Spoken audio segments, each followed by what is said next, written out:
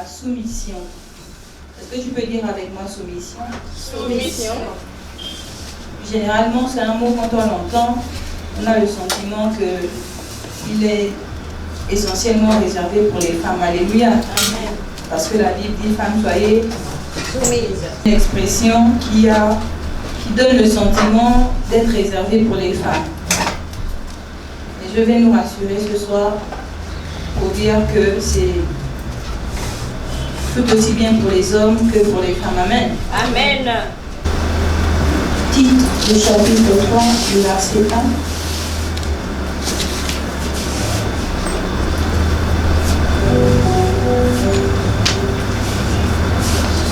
Titre.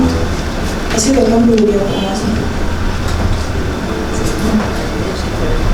C'est l'heure d'être soumis aux magistrats et aux autorités, d'obéir, d'être prêt à toute bonne œuvre, de ne médire, Verset 2 aussi. de ne médire de personne, d'être pacifique, modéré, plein de douceur envers tous les hommes. Alléluia. Amen. Amen. On peut s'asseoir. Rappelle à tous qu'ils ont à se soumettre aux gouvernants et aux autorités, qu'ils doivent obéir, qu'ils doivent leur obéir et être prêts à accomplir toute œuvre bonne, qu'ils ne dénigrent personne, mais qu'ils soient au contraire conciliants pour toi et qu'ils fassent preuve d'une parfaite amabilité envers tous les hommes. Alléluia. Amen. Rappel à tous. Alléluia. Amen. La Bible déclare, et Dieu ne fait exception de personne. La soumission est en réalité une affaire de tous. Alléluia. Amen. Et j'aime à le lire comme l'homme de Dieu, que en réalité la soumission, si on doit découper le mot, c'est être sous la mission. Sous la mission de quelqu'un. Alléluia. Amen. Pourquoi les femmes doivent être soumises? Parce qu'en réalité, la mission de gérer le foyer, par exemple, a été réservée à l'homme. Alléluia. Et donc elles viennent en dessous. De ce fait, sont sous cette mission, d'où l'expression soumis. Alléluia. Amen. Soumise. Alléluia. Amen. Nous ne devons pas avoir le sentiment que lorsqu'on nous demande d'être soumis, l'on veut abuser de nous. Alléluia. L'on veut prendre le dessus sur nous. Non.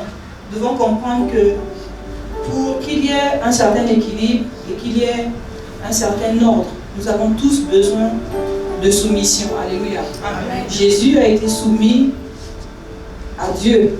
Alléluia. Amen. La Bible dit que c'est pourquoi aussi Dieu l'a souverainement élevé. En réalité, chaque fois que nous allons faire montre de soumission, le Seigneur va faire quelque chose aussi pour nous. Alléluia. Amen. Mais le Seigneur ne veut pas que nous soyons dans un genre de relation où, comme je suis soumis, en fait, dans un deal. Non. En réalité, quand on est aimant, quand on est conciliant, parce que quand vous lisez ce verset, le verset 2 de ce chapitre, on nous dit qu'il ne dénigre personne, mais qu'il soit au contraire conciliant pour toi et qu'il fasse preuve d'amabilité envers tous les hommes.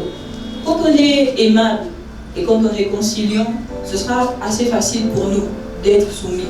Alléluia. Amen. Les personnes qui sont généralement insoumises sont des personnes qui sont généralement pas aimables du tout. Vous allez voir rarement quelqu'un qui est aimable être insoumis. Mais quand quelqu'un est, je veux dire quoi, désagréable, cette personne est généralement et très facilement insoumise. Amen. Amen. Alors que le Seigneur nous demande ici d'être aimable. Quand on nous demande de faire preuve d'amabilité, ça veut dire qu'on doit être aimable. Et ça, c'est un trait de caractère que devrait avoir tout enfant de Dieu. Alléluia. Amen. Il nous dit, il faut être conciliant. Il y a des gens qui n'arrivent pas à être conciliants. Ils n'arrivent pas à faire la part des choses. Ils n'arrivent pas à comprendre ce jeu de rôle qui existe entre nous. Alléluia. Je suis la fille de ma mère, l'épouse de mon mari, la fille de mon père, la mère de ma fille. C'est tout un jeu de rôle. Alléluia. Et si je n'arrive pas à concilier tout ça, eh bien, je vais me perdre. Et à un moment donné, mais je serai insoumis quelque part. Alléluia. Un enfant, quel que soit, je vais dire quoi, quel que soit l'âge qu'il va avoir, il n'aura jamais l'âge de sa mère. Parce que sa mère est bien née avant. Et il y a donc un rapport, je vais dire quoi, je vais expliquer ça comment. Il doit y avoir un rapport de soumission quand même entre les deux. Amen. Même s'il devient chef d'État, mais quand il sera face à sa mère, il ne devra pas oublier que c'est sa mère. C'est ce jeu de rôle-là. Et c'est là que le Seigneur nous demande d'être conciliant. Essayer de faire la part des choses. Essayer de comprendre que, par exemple, ici, même si le pasteur n'a pas le même niveau intellectuel que toi, mais spirituellement, la Bible te demande de le considérer comme au-dessus de toi, comme saint. Alléluia, parce que c'est une autorité. Vous avez lu avec nous, on a lu ensemble tout de suite dans le verset 1, on a dit qu'ils se soumettent.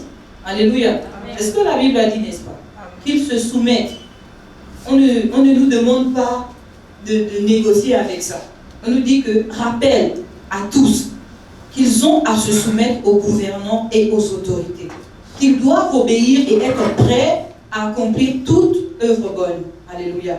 Mais aujourd'hui, nous décidons de qui, sinon à qui nous pouvons donner cette soumission, cette obéissance. Alléluia. Dès lors que la personne en face de moi, sa tête ne me revient pas, eh bien, qu'importe qu'elle soit une autorité, je ne suis pas soumis. Et c'est ce que nous constatons. Malheureusement, ce n'est pas là que le Seigneur nous attend. Toute autorité vient de Dieu. Que cette autorité te plaise ou pas, tu dois te soumettre. Si tu te soumets, tu commences à intéresser Dieu. Les insoumis n'intéressent pas Dieu. Et souvent, on se dit, mais pourquoi il y a des choses qui ne vont pas? Mais tu es soumis à la maison avec ton père, ou bien avec ta mère, ou bien avec ton mari. Et Dieu, qui est omniscient, omnipotent, omniprésent, le sait. Même si tu viens blaguer le prophète ici, bien le pasteur ici, mais Dieu sait que sur la chaîne de soumission qui est la tienne, il y a un point qui ne va pas. Et donc, il y a des choses qui vont retarder. Tu es soumis au travail, à l'autorité qu'il y a face à toi au travail. Mais quelle porte va s'ouvrir?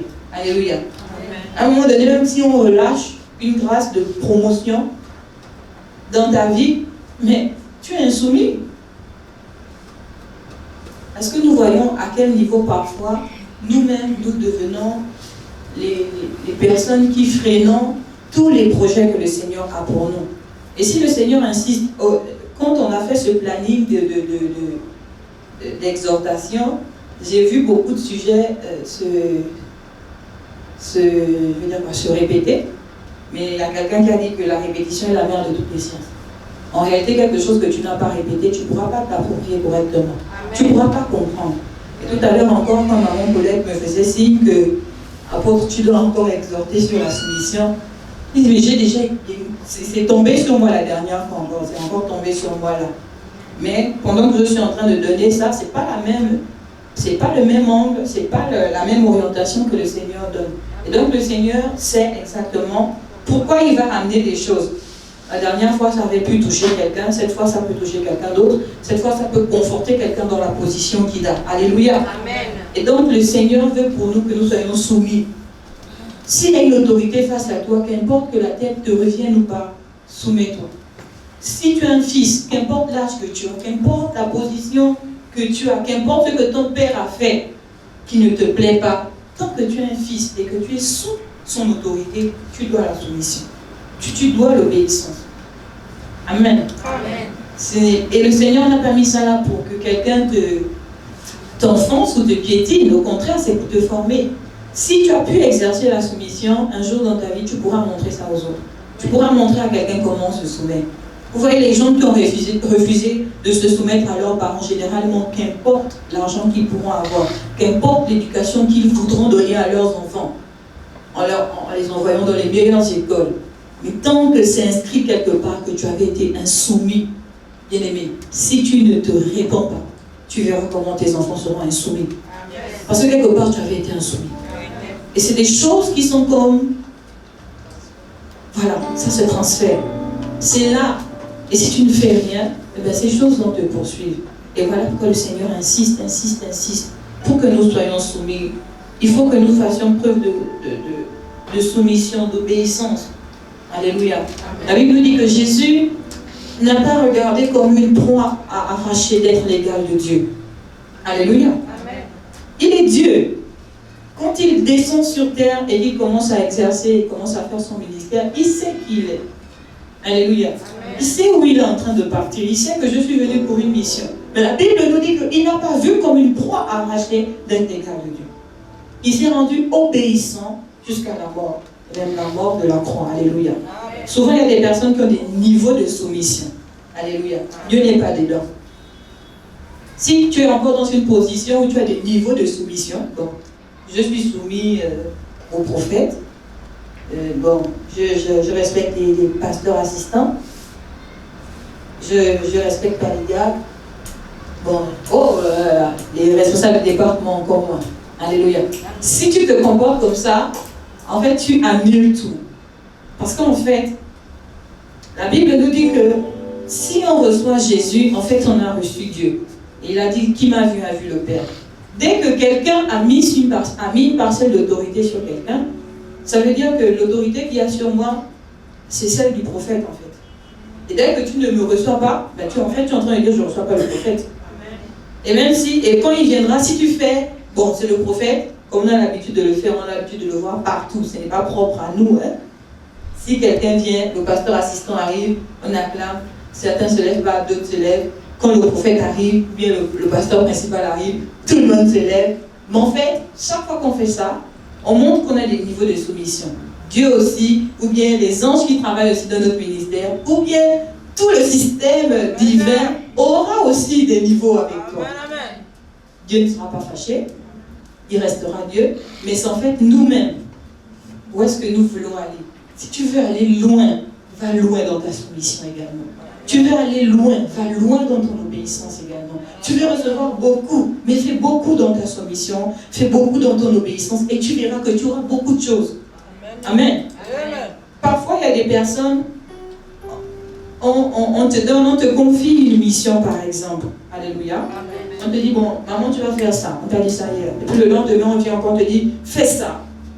Et puis à un moment donné, tu dis, oh, tout le temps, c'est moi. C'est comme les enfants à la maison. Parfois, on se dispute parce qu'il n'y a que moi qu'on envoie. En réalité, la personne qu'on envoie le plus à la maison est la personne la plus outillée. Au final, c'est elle qui connaît tous les systèmes de la maison. Amen. Voilà pourquoi le Seigneur a dit que le plus grand, c'est le serviteur. Il va connaître toutes les cachettes de la maison. Pourquoi? Parce que c'est lui qui est au service. Toi qui ne sers jamais, toi qui n'es pas soumis, toi qu'on n'envoie jamais, toi qui ne comprends jamais, mais tu ne connaîtras pas les secrets. Tu ne connaîtras pas. Et on a besoin d'aller plus loin dans notre soumission pour connaître, pour comprendre, pour recevoir. On a besoin d'aller plus loin. Et donc tu as des personnes qui vous disent non, moi on m'a envoyé hier, je ne peux plus partir aujourd'hui. Non, moi je fais ça le matin, donc là je ne peux plus faire ça. Mais un jour le Seigneur me reprenait parce que moi-même il y a longtemps, fut un temps où moi je disais c'est bon là, je crois que j'ai assez donné pour ce mois. Si on vient encore demander, je ne suis pas venu. Mais un jour le Seigneur m'a repris. Il m'a dit, vois-tu, quand on te dit fais, tu dis c'est trop. Mais le jour où je vais commencer à te bénir, est-ce que tu me diras arrête? Bon, entre nous, Dieu te bénit, jusqu'à non plus finir. Est-ce que tu vas dire arrête? Ajoute. Oh, amen. La preuve, quand on commence à prophétiser, vous allez voir. On ne s'arrête plus de dire amen. On ne s'arrête plus de dire amen. Mais donc, pourquoi quand il s'agit maintenant de montrer, de faire preuve d'obéissance et de soumission, bon, là maintenant il y a des niveaux, là maintenant il y a des restrictions, là maintenant il y a des limites. Amen. Amen. Non. Il ne doit plus y avoir des limites. Alléluia. Amen. Le Seigneur nous interpelle, il veut que nous sortions de cela. Alléluia. J'aimerais que tu baisses la tête où tu es et que tu demandes que la grâce d'aller plus loin dans ta soumission, d'aller plus loin dans ton obéissance te soit accordée par la grâce du Seigneur Jésus.